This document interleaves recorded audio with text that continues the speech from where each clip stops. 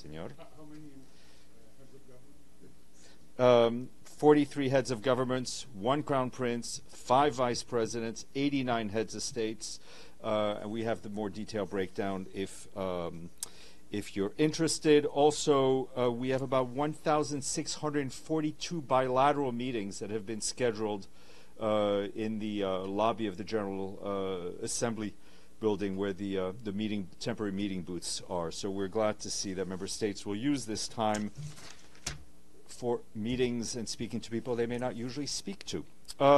Tomorrow, the opening of the 80th session of the high-level session of the General Assembly, the Secretary General will address world leaders. His speech will be a stark wake-up call to the world, framed around the need to make clear decisions in this decisive time. It will be an appeal for renewal and the urgency of action and moral leadership. He will call out the impunity and the lawlessness that threatens the world order. His speech will be framed around a fundamental question that he will pose to world leaders. What kind of world do we want to choose to build together? The Secretary General will speak of the unique challenges facing our world and the organization itself, and point out that we have our work cut out for us, as our ability to carry out that work is being cut from us. He will lay out 5 critical choices facing humanity: peace, dignity, climate justice, technology in the service of humanity, and a stronger UN. He will also remind world leaders that it is not enough to know that what the right choice is. We must have the courage to act. He will also recall that his own experience growing up in the dictatorship of Portugal and underscore the importance of never giving up. We will share the Secretary General's remarks under embargo later today. Also want to remind you that because of the many competing events and papers and reports you will have to file, we will not be briefing Tuesday, Wednesday, and Thursday unless there's some major breaking news in addition to all the breaking news we have to deal with, and we will be back in this room on Friday. This morning in the GA Hall, the Secretary General delivered remarks marking the 80th anniversary of the United Nations. 8 decades ago, he said this organization was established to become the place where all nations, whether large or small, could come together to solve problems that no country could solve alone. And yet, he added, at this moment, the principles of the same organization are under assault as never before. The Secretary General listed a number of challenges facing the world today. To address these challenges, we must not only defend the UN, he said, but we must also strengthen it. Those remarks were shared with you. This afternoon, the Secretary General will speak at a conference on the two-state solution, co-sponsored by France and the Kingdom of Saudi Arabia. He's expected to say that the situation on the ground is intolerable and it is deteriorating by the hour. He will also welcome the measures that many member states are taking to galvanize support for the two-state solution, including pledges to recognize the state of Palestine. The Secretary General is to emphasize that we must recommit ourselves to the two-state solution before it is too late, a solution in which 2 independent, democratic, viable, and contiguous and sovereign states are mutually recognized and fully integrated in the international community. He will also stress that statehood for the Palestinians is a right and not a reward, and denying statehood would be a gift to extremists everywhere. Turning to the situation on the ground in Gaza, our colleagues at the Office of the Coordination of Humanitarian Affairs tell us that as Israeli military operations continue across the Gaza Strip, the Palestinian Civil Defense said that over the last 10 days, it carried out more than 50 rescue recovery missions. Health services are also under severe strain, as we've been telling you.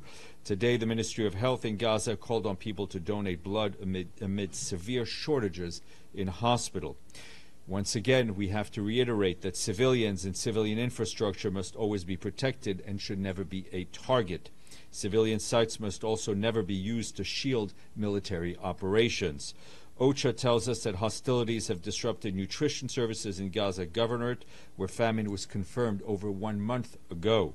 Partners working in nutrition report that almost half of the treatment centers are reportedly closed. This hampers efforts to detect new cases and maintain treatment of hundreds of children.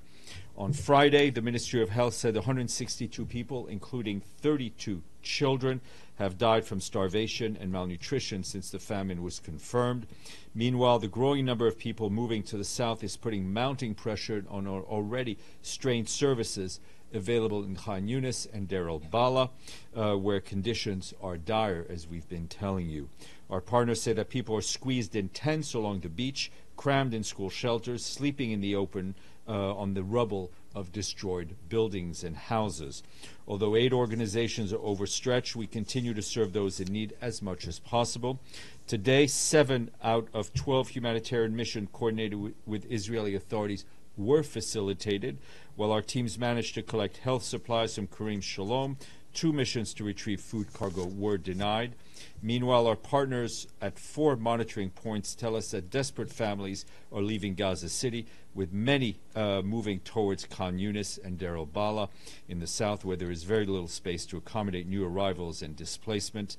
Displacement sites, as I've said, are already overcrowded, and those who remain in the north desperately need humanitarian support.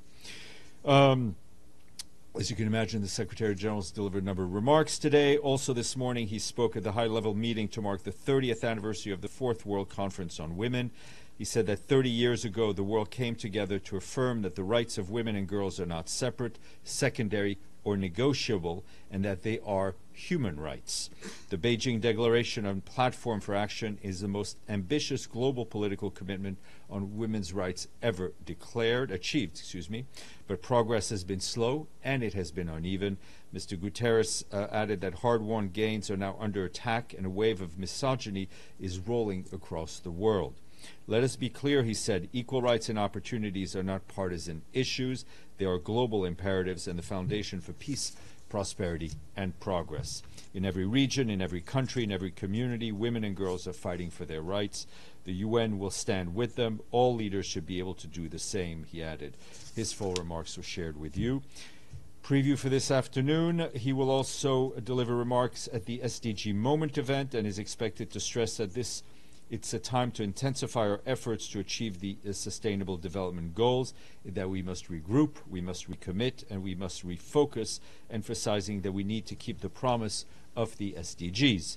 And this morning, our colleague Melissa Fleming, the head of the Department for Global Communications, opened the SDG Media Zone on the Visitors Plaza. You guys should drop by if you haven't already done so. In a welcoming message, the Secretary General also underscored that the space will be a platform for ideas, a catalyst for action, and a launch pad for hope. And I would, I would encourage you to drop by. They have some absolutely great programming. A few minutes ago, we issued a message from the Secretary General in support of the global initiative to galvanize political commitment to international humanitarian law on the eve of the high-level week. In his message, he said that around the world, international humanitarian law is being trampled. Civilians are paying the price. All parties to the conflict must live up to their obligations and respect these life-saving rules. It is urgent for the global initiative to galvanize political commitment to international humanitarian law. Also this morning, Security Council, as you know, held a meeting on threats to international peace and security. Briefing members was our friend Miroslav Yencha, the Assistant Secretary General for Political Affairs. He said in his remarks that on 19th September, according to Estonian reports, 3 Russian MiG-31 fighters entered up to 10 kilometers inside Estonia's airspace for about 12 minutes, in violation, obviously, of Estonian airspace. Mr. Yencha noted that this latest development follows reported violations by Russian drones in both Polish and Romanian airspace. Mr. Yencha stressed that violations of sovereign countries' airspace are unacceptable, and again urged all concerned to act responsibly and to use all available channels and to take immediate steps to de-escalate tensions and prevent further risks of regional instability. His remarks were shared with you.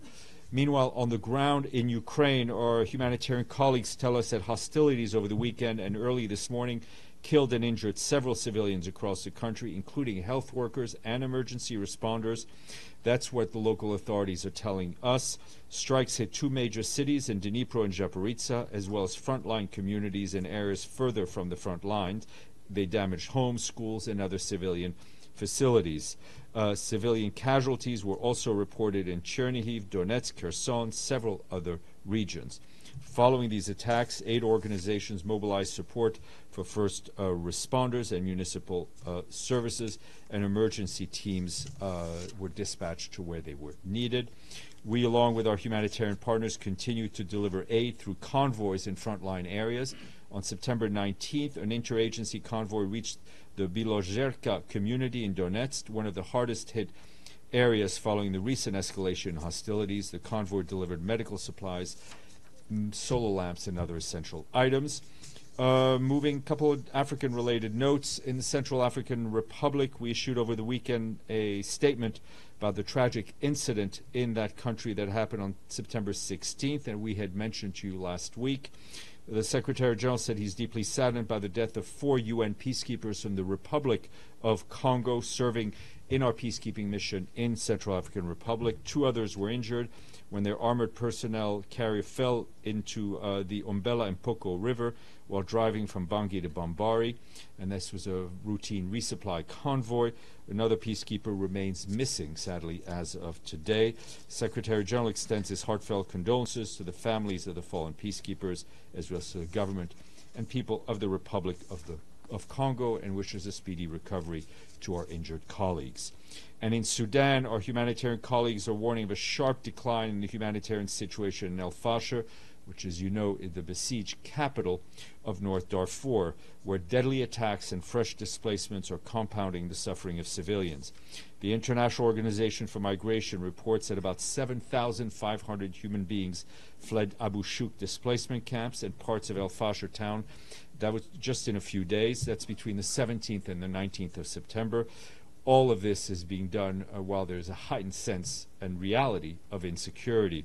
And you will have seen that over the weekend, the Secretary General expressed his grave alarm at the rapidly deteriorating situation in El Fasher, warning of growing risks to civilians trapped in the area. Also, Tom Fletcher, our humanitarian chief, warned that El Fasher is on the brink, with civilians besieged in living in famine conditions. This comes after Friday's devastating attack on a mosque, which was reportedly carried out by the Rapid Support Forces, in which over 70 people were killed. UNICEF says at least 11 of the fatalities were children. That's what according to initial reports. This violence continues to have a devastating impact on our humanitarian response efforts.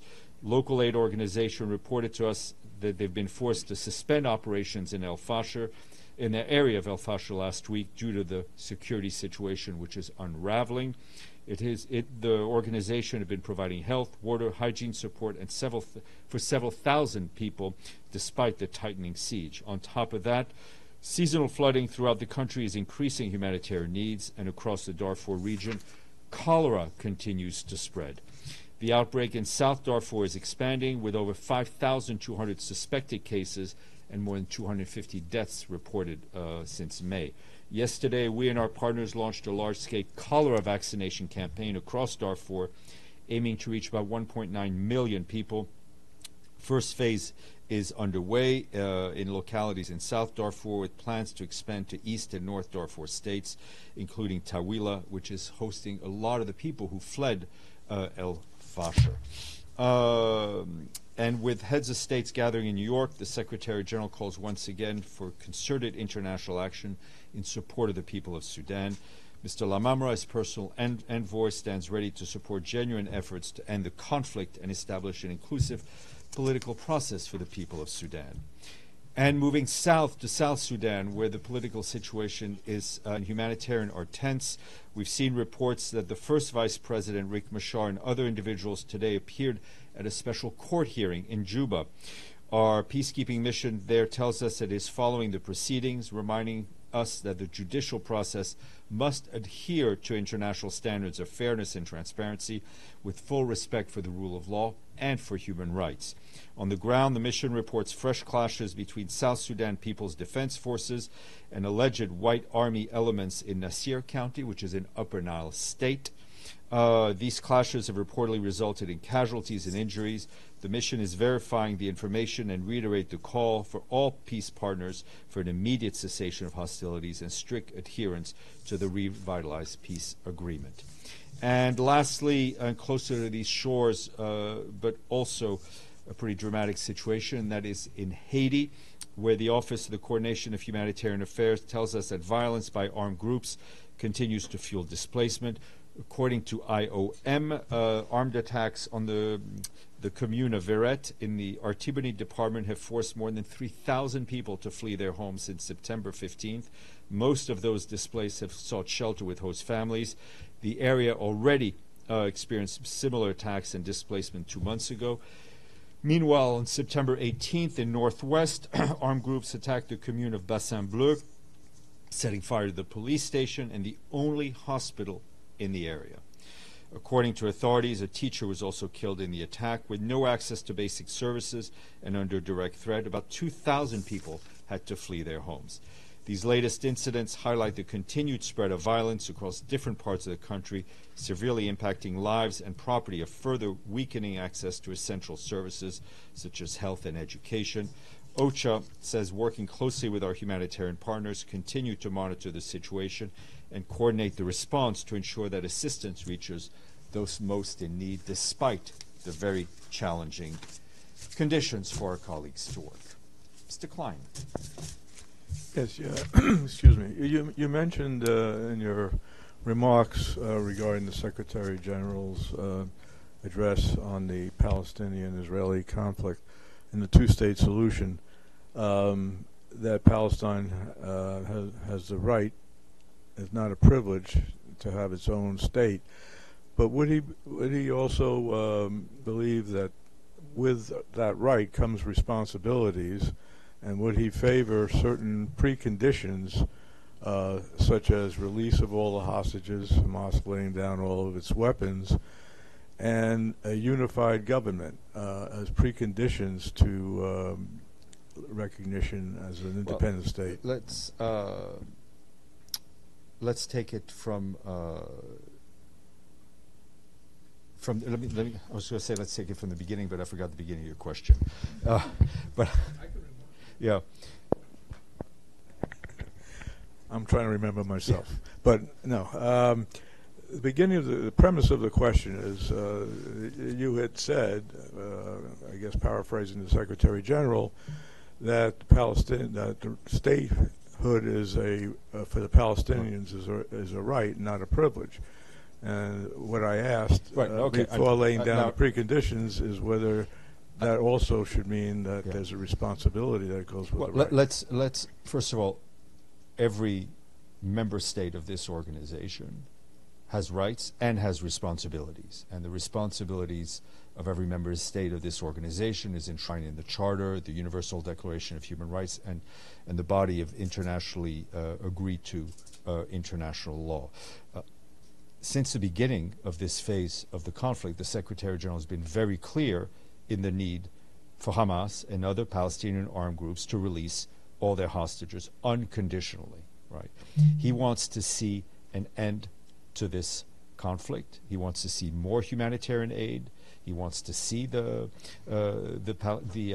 Israeli hostages released, and he wants to get us back on a track to a two-state solution.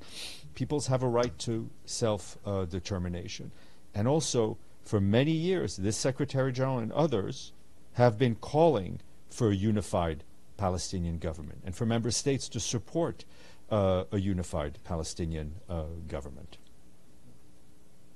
The question, though, is whether the release of the hostages, Hamas laying down its arms, and a unified government should be preconditions for recognition of Palestine as a state.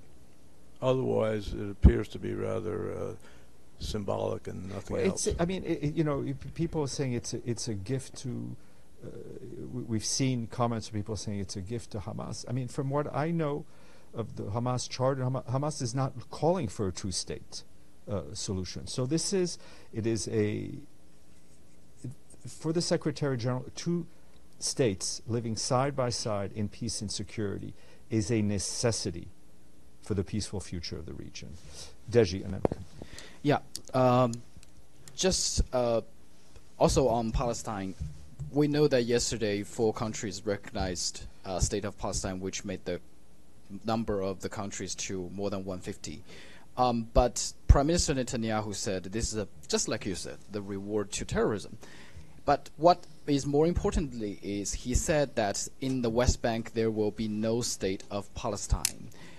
If this is the reaction of to the recognition, do you worry this will actually deteriorate the situation in the West Bank? I think we have to be determined in achieving the goal that we want to achieve, and we cannot let ourselves be distracted by threats and intimidation. And sorry, 2 more questions. One question related to this. It seems to me Israeli government they were implementing policies that is weakening the PA, while on the other hand they say PA is too weak to have a state. So what is the reaction of the Secretary General? Okay. You know, Deji, we've gone through this before. You're asking questions that should be asked of an analyst. I mean, the Secretary General's I'm not going to analyze and give you color commentary. The Secretary General's position is clear. He supports the Palestinian Authority. The Palestinian Authority is recognized here as a permanent observer, and we're looking and working for a 2-state solution, those 2 states being Israel and Palestine. Okay, one last question. This one is difficult. Today we have several statements from this SG talking about the women's rights, talking about the establishment of this very organization for 8 decades, talking about the 2-state solution, and SDG as well. So which does the Secretary General consider the most important item? Look, we will leave to, we make the statements, we leave it up to you to rank them. Yes, ma'am, if you could introduce yourself, thank you. Hi, my name is Naomi Lim and I'm with the Washington Examiner. So tomorrow marks President Trump's return to the UN after many years not being here. I'm just wondering what the Secretary General thinks of this moment, particularly when the US is threatening to withdraw, not only political support from the UN, but also financial support as well. Well, I mean, I can tell you the Secretary General very much looks forward to his meeting with President Trump. Yesterday, he received the credentials of Mike Waltz, the new permanent representative. They had a very good discussion, a very solid and deep discussion on the UN, U.S.-UN relations, and we look forward to having President Trump, to hosting him, and to welcoming him back to the United Nations. So no concerns about what it means for the future of the organization? Well, I mean, I think it is, frankly, they would be more concerned if he wasn't here. Farnoosh. Thanks, Steph. Can you give us a status now that we are in officially UNGA week? What is the status of Brazil's president's visas? Are there any restrictions that you guys have been made aware of? Are there anyone that you expected to be here that may not, that you've been told could not come? My understanding, there are a number of delegations that have some issues with visas for their delegations, with members of their delegation. The only head of delegation that I know of that is not getting a visa is President Abbas. Abdelhamid, and then we'll go to, yes, go ahead. Thank you, Steph. Don't you see that this 2-state fanfare and recognition of Palestine is distracting attention from the genocidal war in Gaza? 37 Palestinians were murdered from the morning until now, and no one talked about it. Abdelhamid, I think we all need to be able to do 2 things at once. We need to deal with the reality of what is going on the ground, and I think I gave, like I do every day, a pretty grim picture of that reality, but that cannot distract us from the goal of peace and stability that we want for Israelis and that we want for Palestinians, and that's exactly what we're doing. My second question, I don't know if the SG aware of some steps Israel taking in the West Bank, including constructing gates at every single village all around the West Bank. Like Ramallah has about 150 gates around it, and every village has a gate, which is, this is recent. So it's preparing for something coming. Are you aware of this I development? haven't seen those particular reports, but I think we've been reporting regularly on the deteriorating situation in the West Bank. If you can share your microphone with your neighbor.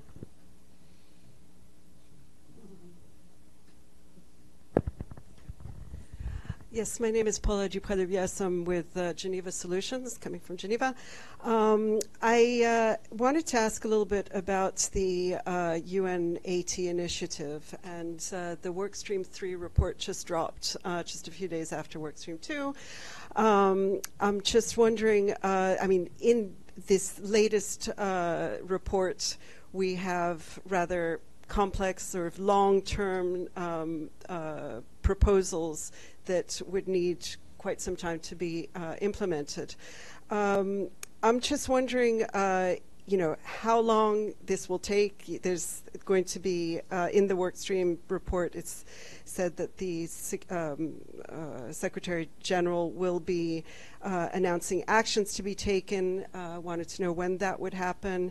And also, I'd like to know whether the UN still expects the U.S. to be contributing soon. Well, we expect every member state to pay their dues. On your first question, the Secretary General will present the report in person to the General Assembly to the membership right after the high-level week. He wanted to share the report with them in writing before, and will obviously on things that he can do, he will move as quickly as possible. But as you well know, a lot of this is in the hands of member states, including of shifting posts, shifting structures. So that will take some time. But the Secretary General is determined to move on this as quickly as possible. David, Ahmed, then Dennis. Thanks, Steph. On the two-state solution, there are now 150 some odd countries, and I've asked this question before, but I would love to hear in simple terms, what does it actually mean moving forward? Having a recognized Palestinian state, we all know that it is not a state by definition of what the UN is in terms of borders, in terms of a government. So what does it mean? Well, let's, good luck trying to get a simple answer out of any question asked in this organization. The recognition is a bilateral issue, right? So member states recognize each other on a bilateral basis. The issue of membership in this organization and the requirements for membership is a separate issue. I think what it all means, I mean, in a way, it's a powerful symbol of our determination, or determination of the majority of member states of where they would like the situation to go. But it obviously has a legal impact on the bilateral relations between two states. Thank you. Okay, Steph, on the same point on the two-state solution, the recognition of the state of Palestine. So if 150 countries, which they represent 77.7% of the member states, decide that we recognize this entity as a state, they will put, I'm assuming there's going to happen a triggering for a process at the Council, Security Council, which is going to be vetoed, and then it will go to the GA, like we had with the status of an observer state. What will be the situation that there is 150 nations vote to change the status of Palestine into a full member from an observer member? Since they already on bilateral level, they recognize. You know how much I love to walk down the hypothetical path with you. I can tell you that the Charter is clear on the path to membership. It is in the hands of the member states. Any other change in status or any other solutions that may be found is up to member states, but I'm not going to go there. Dennis. When does UNSG plan to meet Mr. Lavrov, and what topics does he want to touch upon? It will be Thursday afternoon, if I'm not mistaken. What day is the foreign minister speaking? Okay, I think it will be Thursday late afternoon he is speaking, and it will not surprise you if I tell you that they will speak on issues of mutual concern. And I'm sure the list is long. Yes, sir. Does the Secretary? If you Sorry, could this introduce is I'm John Haltwinger from Foreign Policy Magazine. Does the Secretary General have concerns about Democratic backsliding in the United States under the Trump administration? This General Assembly is occurring under the backdrop of political violence, concerns about censorship and the free press in the United States. These are values that the UN promotes and pushes for countries to uphold. The U.S. as the host nation of UNGA, of the UN headquarters. Is this a concern for the Secretary General? I think the Secretary General has been vocal in expressing his concern at the wrong direction in which globally issues having to do with human rights, freedom of the press have been going. And I think that's one, he spoke about on the anniversary of the Charter a few weeks ago, saying that the UN Charter, the Universal Declaration of Human Rights, are not an a la carte menu. And they need to be taken as a whole by every member state who has signed on to them. Go, and then welcome back. Thank you. So the fact that the Palestinian delegation couldn't get a visa, is it something acceptable for you? Or do you That is what? Is it something acceptable for you? No, I mean we've expressed our deep concern about the decision. I think we said it is deeply regrettable, and moreover, we've taken it up directly with the host country. But the situation is what it is. So you consider this as a serious breach? Yes, it is. It goes against the headquarters agreement, which I think is Article 11 of the headquarters agreement, which says, in layman's term, that the U.S. has a duty to facilitate the travel to the United States of people who have business in front of the United Nations. The SG will complain about that too. We have our legal President counsel Trump and others tomorrow. have been in touch directly with the U.S. Government, and it is something that has been taken up by the Committee on Host Country Relations. Please. Go ahead. Sorry. Yes, go ahead. Yes, I wanted to ask, so if you're a Palestinian and you're right now living in a Palestinian recognized state, what does that mean as far as being a Palestinian refugee? And what does that mean as far as UNRWA's work in the region? Well, UNRWA's mandate is given to it by the General Assembly, and I think UNRWA is a band-aid, and they've said so themselves, to be until there's been a settlement on this issue for good. Yes, please go ahead. The General Assembly going to adopt another resolution this afternoon on Palestine? I do not. I think they've already adopted the New York Declaration, but member states will do what member states do. So we'll see. On that note, enjoy the week. Sorry, Evelyn, did you have a question?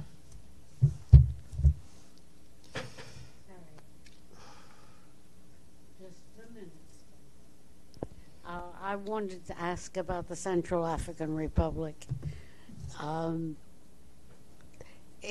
Is Wagner Group still active there, or does it have a Russian successor? That's not a question I can answer, but I can tell you there are a number of foreign armed elements there. Thank you. Have a good week. If you need any help.